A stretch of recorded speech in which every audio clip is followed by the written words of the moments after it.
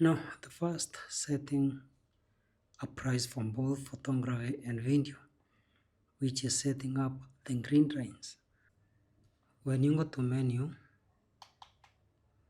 you will see green display. Right now it is turned off. Let us turn it on. You have several options here, but mostly this is the most preferable one so that it does not clutter the display. Now with the green turned on, framing becomes easier.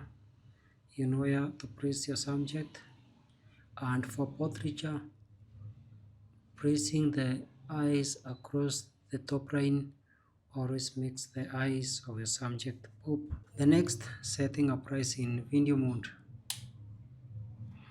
and this setting is setting up your audio recording levels. When you go to menu, you will find sound recording.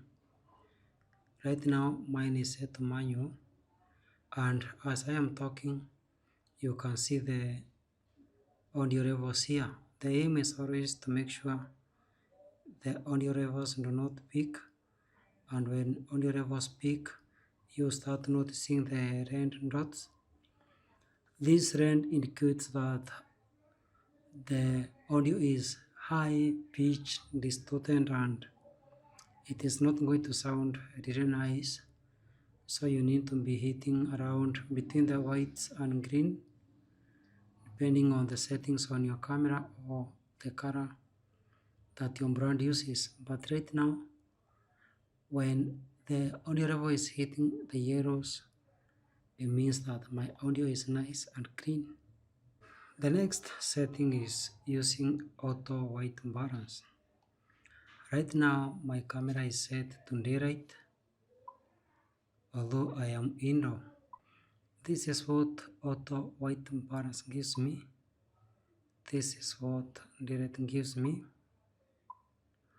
But for the most part, because you might forget to change your white balance depending on where you are, daylight is best suited for indoors and outdoor, whether you are using flash or not, and it is easier to correct. So in case you forget to change your white balance depending on where you are, it is preferable to always leave it at daylight, which will give you easier time trying to correct it in case you want to correct it. The next setting you need to think about is setting up your video frame rate. In my case here, I am recording at 25 fps.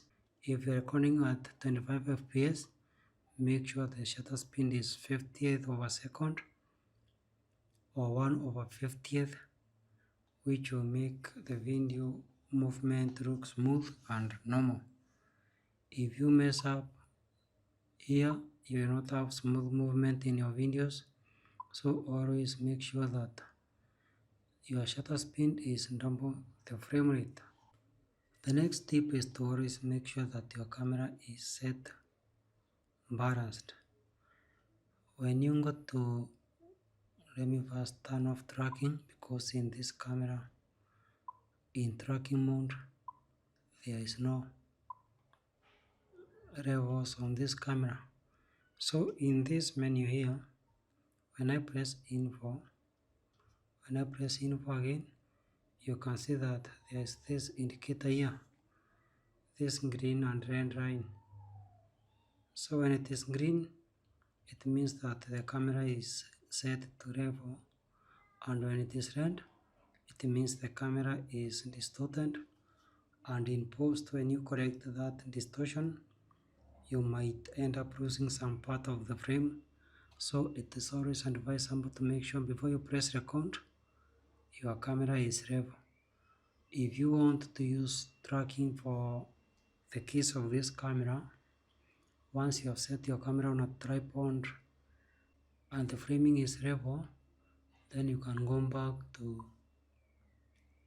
AF and select tracking.